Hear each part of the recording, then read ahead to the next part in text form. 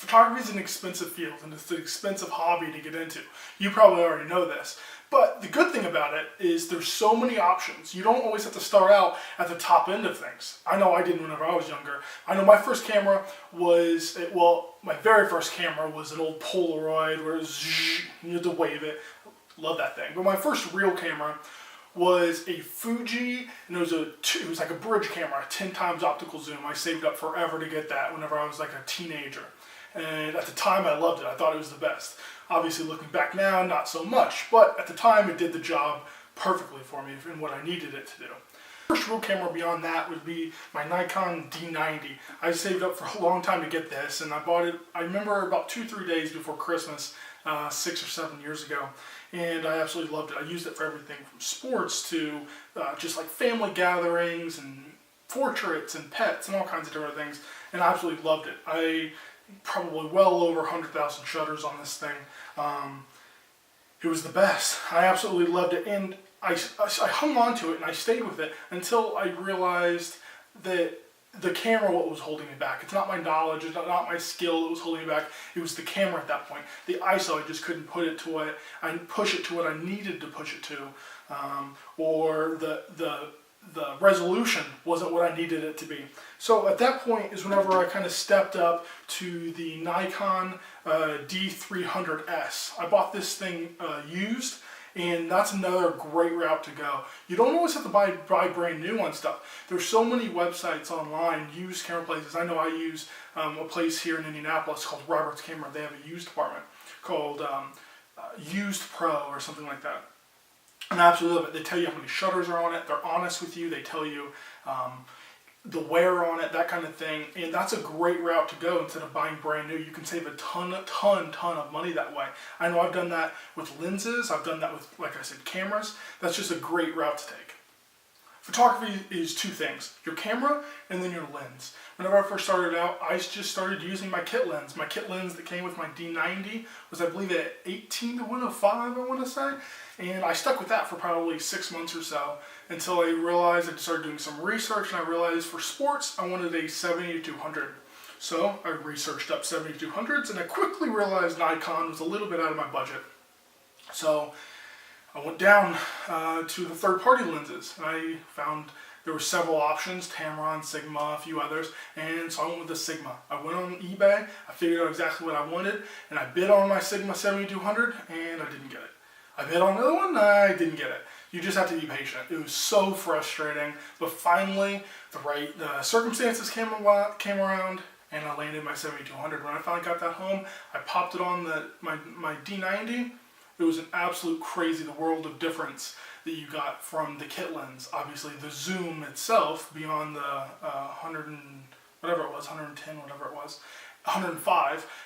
But the crispness was so amazing, and I stuck with that 7200, even up through my D300. Even my next camera beyond this was a Nikon D610. I even held on to it on that camera for a while, until I started realizing it wasn't quite as crisp as what I wanted it to be. Again, you grow to the point until you realize that the equipment is what's holding you back.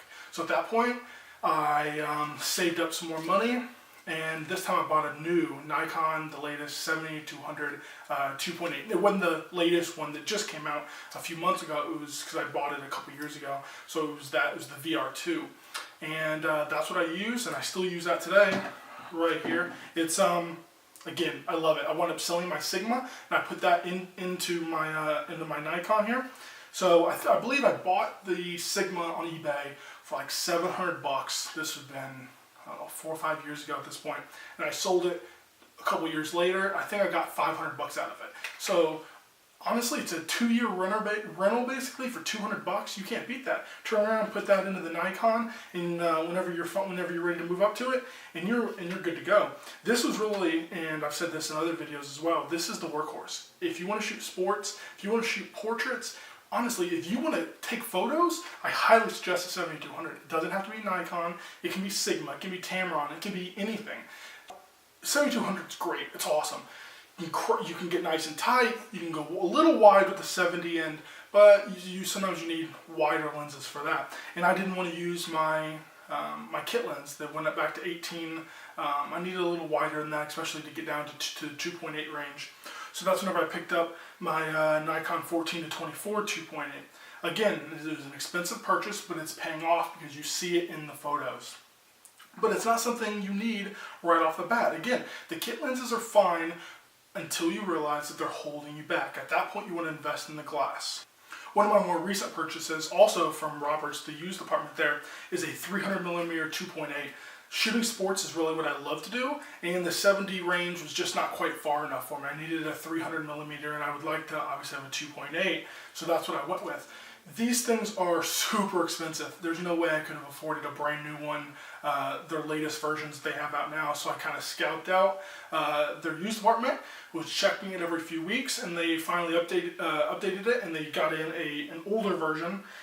This is the 2.8 D2, and I believe this came out around 2004 range, 2001, 2004, something like that. So it's a little older, but its autofocus is super crisp for me. Again, I'm not to the point where this thing's holding me back. Once I get to the point where I realize that the lens is what's holding me back on my photos, then I'll probably wind up trading this in for $1,500, $2,000, something like that, putting it towards one of the newer, nicer lenses. But until that point, this thing has been absolutely great for me.